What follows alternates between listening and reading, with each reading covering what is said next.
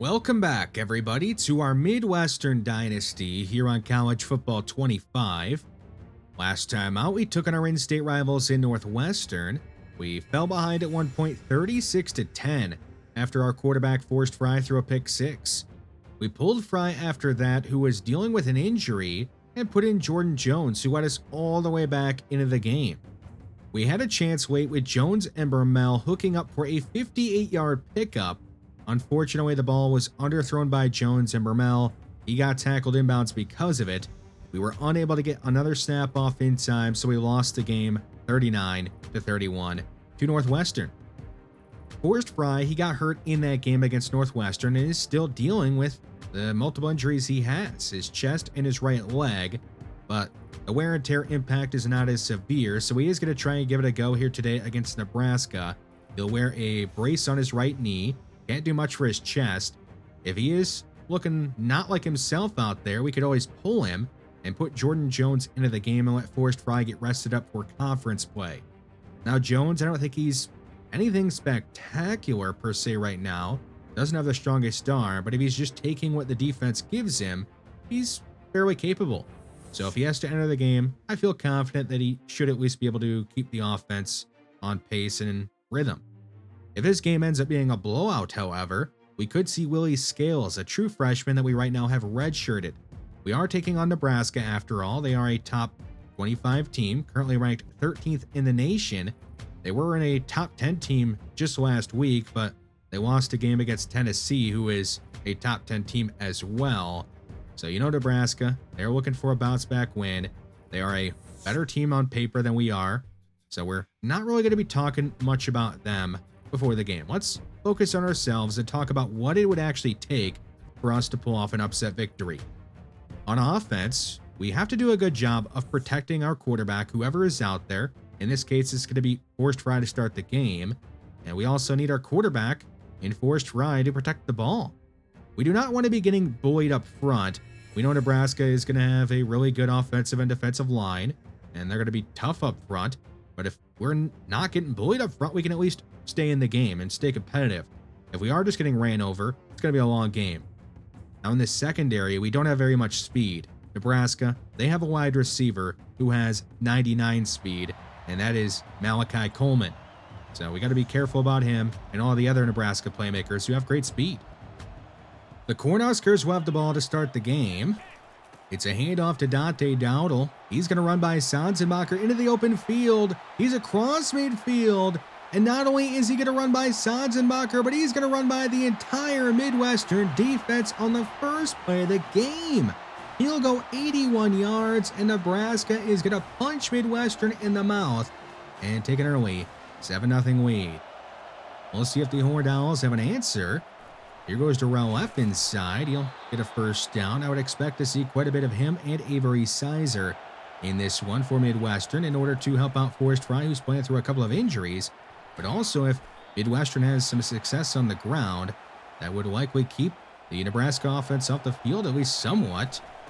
Avery Sizer on 3rd and short. He'll get the rock and get the job done as he usually does. Picking up the first down. At midfield, Darrell F. He'll take it into Cornhusker territory and go down with a gain of 6 on already his 4th run of this first drive. 3rd down. Nebraska sending a 3-man rush. Fry is going to leave the pocket, and he's going to take off. No, he's going to throw it at the last second deep down the field and overshoot his intended target. He wanted George Barr instead. He ends up connecting with Roger Gradney, the redshirt sophomore safety, who picks him off in Nebraska. They will take over at their own 17, already up by a touchdown. Back to throw is the Patrick Mahomes impersonator, Dylan Raiola. And he is going to connect on his first pass. It goes to Ja'Cory Barney Jr. for a gain of 22. Number 23, that is Dante Dowdle. He is going to break off another long run. And he's going to score again. A 61-yard touchdown run this time around. So 2 carries, 2 touchdowns, already over 100 yards in the first quarter. And Nebraska is up 14-0. A great start for Dante Dowdle on them. Midwestern in danger of going 3 and out, and they will. Fry got put under pressure right away and got hit. Pass will be incomplete, but Midwestern has to put the ball away. So the red-hot offense of Nebraska, they have possession again. And the third number 15 that we have seen on this Nebraska team will make a play. It is Malachi Coleman. On 3rd and 1, a man is going to jump off sides. That was Ethan Dugan. The redshirt freshman linebacker is going to make a mistake and give Nebraska an automatic first down. At their own 46, here is Dowdle. He gets a huge block, and nobody's going to catch him again. He's going to go 54 yards this time. His third touchdown run of the first quarter, and he's already having a career day here in the first quarter alone with plenty of time to add on to it. Look, I know it's fairly early in the game, but Midwestern has to be thinking about pulling Forrest Fry. They're down 21-0. He's playing injured, and it's a non-conference game. You know, they want to get him rested and ready for conference play and look to have a chance to win the conference championship. So if they go down by any more, they're probably going to pull him. So if he wants to stay in the game, he has to wait a scoring drive here. He hits Joey Hammer for a big play and has Midwestern across midfield. And now he's going to hit George Barr on the sideline, who makes a nice catch, and Midwestern is just outside the red zone at the 21-yard line. Fry back to pass again. He's got a man open. It is Paul Schuer, the sophomore tight end. And Midwestern is up to the 4-yard line with a goal to go. Under a minute to go in the first quarter. Here is Avery Sizer inside. He's met at the goal line, and he can't fight through the contact. He's going to be ruled out the 1. He's going to remain in the game. Get another chance, and he will pay it off with a short touchdown run, his 3rd touchdown this season. And Midwestern is going to get on the board and make it a 2-score game again. Steven Spears on to kick the extra point. And he's going to miss it, so even when something goes right for this Midwestern team, something has to go wrong as well, I guess. A 21-6 game. Midwestern on defense, hoping to get a quick stop. Edward Reed is going to stop. Dante Dowdle at the line of scrimmage. 3rd down. Taylor Sanzenbacher is going to meet Dowdle in the hole and throw him to the ground. And Midwestern is able to get a quick stop.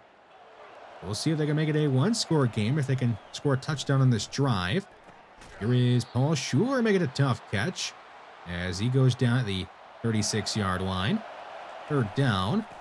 It'll be left in the hands of Darrell Leff, and he'll get the first down as he's up past the 40 and out the 43. 3 receivers to the right of Fry on 2nd down, but it's going to be a run, and a good one, as Darrell Leff is up to the 45-yard line of the Cornhuskers. Now the Midwestern offense is doing a pretty good job on the ground in this one, as Avery Sizer is going to roll his way for a first down and make it up to the 29-yard line. Now they got left back in the game. It's going to be a screen. George Barr is going to be hammered down at the end of the play. He's able to pick up 5 yards on it. 3rd and 4. Fry facing a 3-man rush, as Nebraska is really loving those 3-man rushes. And it's not going to get there in time, and George Barr is going to pick up a huge gain and get a first down. Midwestern on the verge of making this a 1-score game. Here is Gabriel Bromell over the middle. He'll pick up 7 yards and go down to 5. Now with the 2, it's 3rd down. Avery Sizer wants his 2nd touchdown of the game, and he will not be denied. He'll run a man over and get in. And Midwestern is going to make this a 21-13 game. It was just 21-0 not that long ago. And Midwestern looked to be dead, but they're now back in it. 3rd and 10 for Nebraska. They're going to run it, and it's going to work out. A huge play is going to be had by Dante Dowdle, who runs by a flat-footed Josh Wood, and is now up to 217 yards on just 7 carries. A big play through the air this time around. Gabe Burkle, the redshirt senior tight end, has a gain of 32. In the red zone at the 19, Raiola feels the heat, and he can't get away. He's going to be sacked by Paul Dahl, the Lincoln, Nebraska native. It's his first sack in his first college game. He is, of course, a freshman that is being redshirted right now, but he's from Nebraska, so why not get him in the game and want to get some playing time as Nebraska scores a touchdown. That is Ja'Cory Barney Jr., a 19-yard touchdown for him in Nebraska as they extend the lead back up to 2 scores. Midwestern with all their timeouts and some time left. We'll see what they could do. A catch is had by Nick Shields as he's out of bounds up at the 42-yard line, stopping the clock with 42 seconds remaining. Now a screen is going to be called, and Darrell F is going to set up a block, and he'll go out of bounds with a gain of 6, as Midwestern is already near midfield. Third down. Fry is going to throw to his right, and he's going to throw into traffic, and luckily his pass is just going to be deflected away instead of being intercepted, so Midwestern is going to punt the ball away. Nebraska at their own 15. They will throw it, as they do have all their timeouts. They will pick up a good chunk of yardage and are up to the 33. Despite having all 3 of their timeouts, they don't use any of them.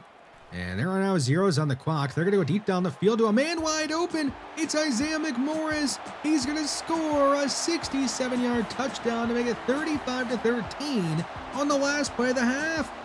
How do you let that happen? Well, Gabe Newcomb, the JUCO junior safety who's been around for a while, he shouldn't be making mistakes like this. He thought it was zone, it was man, and he lets his man run right behind him for the easy touchdown. And that is really a benchable offense. I don't expect to see any of Gabe Newcomb the rest of the way, and maybe not very much of this season, if he's going to be giving up plays like that.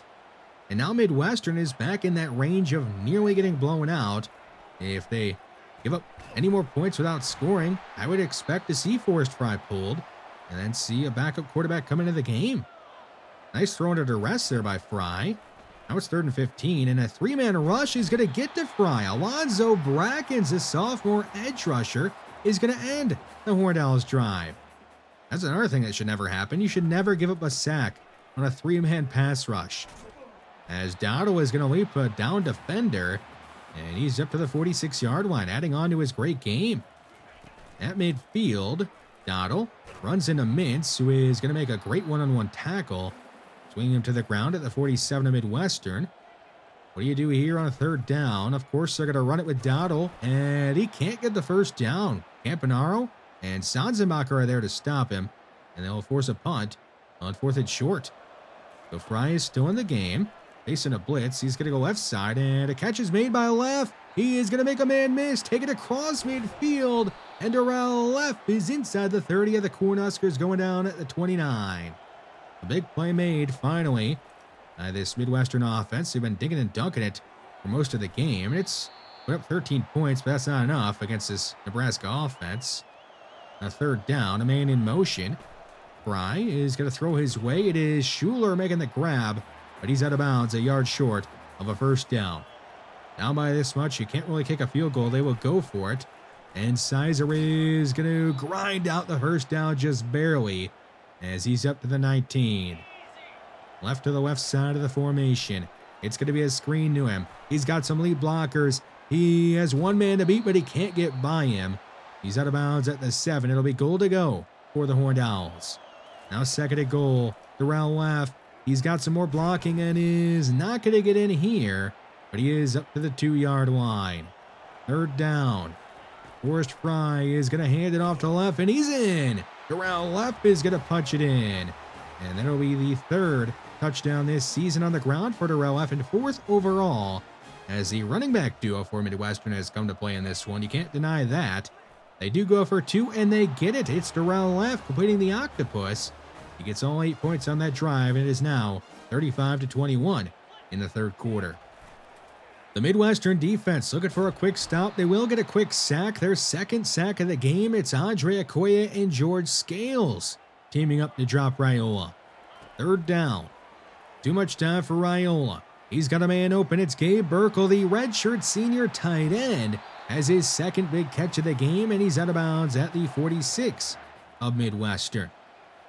For Gabe Burkle, he's nearing his average on the season of 70 yards. He's now past it, taking his 3rd catch of the game, and he has another 1st down. 3rd and 9 at the 23.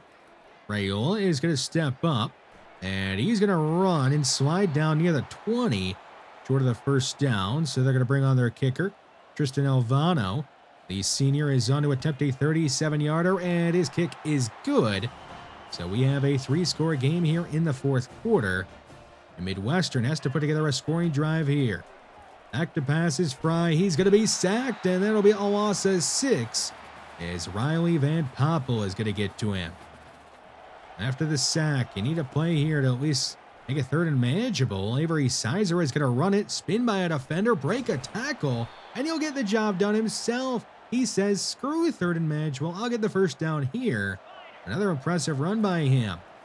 A blitz on the way on third down. A ball is going to be lobbed and caught down the field. That is Gabriel Bromell making the grab for the first down. Up past the 40 at the 41. Here is a pass left side to Schuler. And he's going to go out of bounds, getting tackled at the 48 to the Cornhuskers. Now at their 31. Fry with time. Plenty of it. He's got nobody open, so he's going to take off, and he's going to go out of bounds near the first down marker. And he's going to be given the first down at the 21. A man in motion. It's Gabriel Bromell. He's open in the end zone, and he's going to make the catch. His first touchdown of his college career is going to make this game against Nebraska a 2-score game in the fourth quarter. The player to shout out here is George Barr. He set a perfectly legal screen or pick route, whatever you want to call it, and that allowed the touchdown to be as wide open as it was. Here is Steven Spears on to attempt the onside kick. Hopefully Midwestern can get this. They're down by 2 scores. It's up in the air, and it's going to be recovered by Nebraska and Rafael Spadola. So the Cornhuskers will have a chance to kill some clock. In Midwestern, they have to keep Nebraska to a field goal or nothing. Otherwise, this game is going to be over. A nice stop by Sanzenbacher, his 3rd TFL today. Wish he had a couple of more of those. On second down, it's going to be Dowdle getting dropped near the line of scrimmage as George Scales is going to knife into the backfield and make the tackle. Third down, Nebraska. They're going to throw it. Raiola is going to throw it incomplete. And that is going to stop the clock and help out Midwestern. So they do bring on their kicker. And he is going to put it up from 53 yards away and make it. Tristan Alvano is going to extend the lead. It's still a 2-score game. And now 41-28. Midwestern in need of a quick score. Here is a check down to Willie Wise. He is going to go down on first contact with only a gain of 5. 4th and 5 with 2 minutes to go here in the fourth quarter. Midwestern, they will go for it, and Fry is going to throw it and not get it. His pass nearly gets picked off by Evan Taylor, but he's going to break the pass up, and that should do it. Nebraska is going to line up for a field goal as time is winding down, and they're going to snap it, and they're going to make the kick. A 39-yard field goal is going to be made by Tristan Alvano as time expires. So Nebraska, they run the score up, and they will win this one, 44-28. For Midwestern, they are now losers of 2 straight, and they got bludgeoned in this game by Dante Dowdle.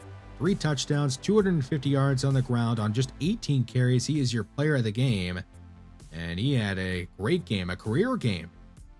So this game, it didn't go the way we wanted to. We put ourselves in a couple of bad holes. We were down 21-0 at one point and battled back into the game. Then we were down 35-13, battled back into the game again. But unfortunately, we just couldn't overcome the mistakes that we made early in the game. Those big plays that we gave up early were just too much to overcome. The defense in the second half, it gave up no touchdowns, which is a really good sign moving forward. And the offense, it scored in every single quarter, but we just didn't do enough overall. We were not perfect in this game, and we had to be if we wanted to pull off an upset win over Nebraska, who looks like a pretty solid team. I know they have a very difficult schedule, so I don't expect them to have a great season, but they're a solid team.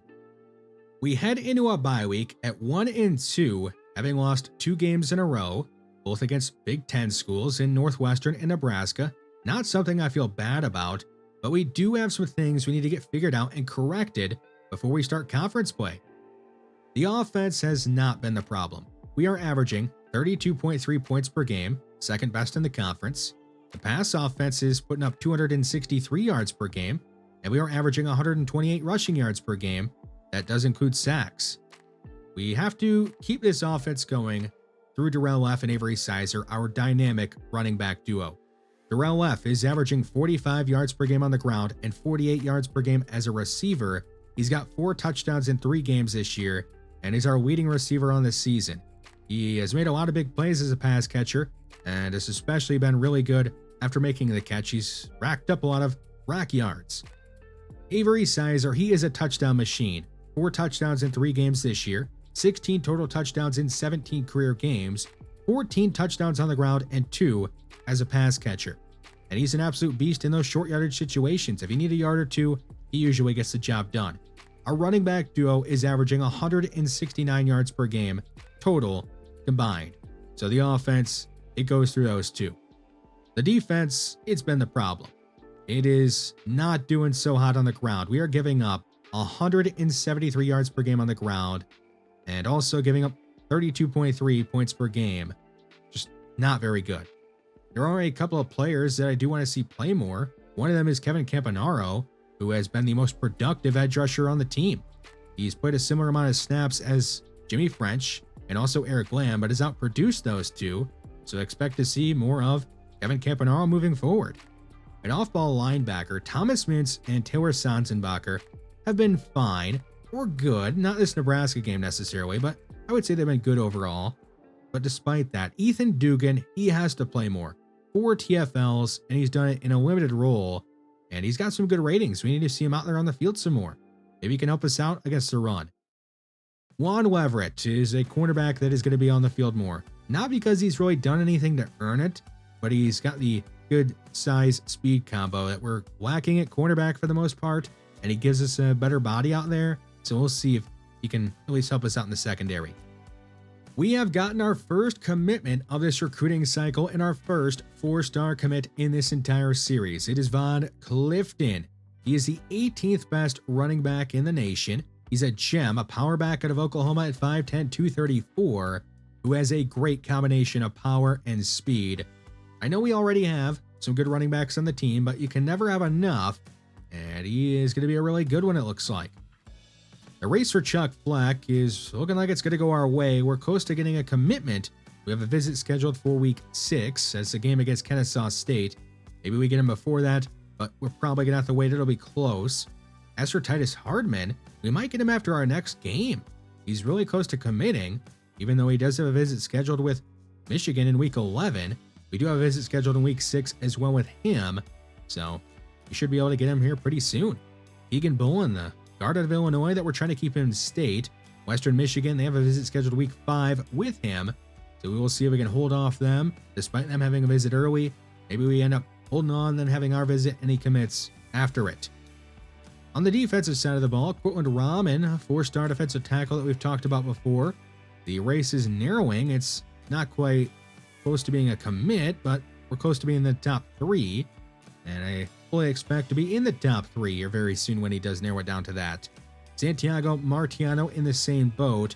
UCF, Liberty, App State, those 3 are trying to make it into the top 3, but only 2 are going to make it because it looks like we'll be the other of the 3 that is in the top 3. So all these races for these 4-star players are looking great. One new one that we are competing in is this one for Alexander Folk, a cornerback who is a zone corner. Kennesaw State, they kind of want him, but we want him more. We have 60 of 65 points put into him that we can. We'll max it out here soon in the battle for him. And we do have some other players that we are targeting, but we're not putting any points in them yet. We will probably hear pretty soon. Glad that we have our first commit though in this recruiting cycle and our first 4-star commit. Our future is looking pretty bright. Hopefully we get a couple more here soon. How about SMU? They go on the road to number 1 at the time, Florida State, and blow them out, winning 33-14. And that makes SMU now 4-0, and they are all the way up to number 6 in the polls. So they look like they are going to have a very good year. Now, we did advance through a couple of weeks, so that means we have a couple of weeks worth of Player of the Week awards to go through. Not much I want to mention when it comes to the national awards, but the conference awards, we do see that Middle Tennessee State has won back-to-back Offensive Player of the Week awards in the CUSA. And of course, we do take on Middle Tennessee State in our next game. They will be the first team that we play in conference play. So we'll see if we can slow down their offense that is clicking on all cylinders after we just came off a game where our defense didn't look very good. We'll see if we can beat them. Thanks for watching this one, and I will see you in the next one.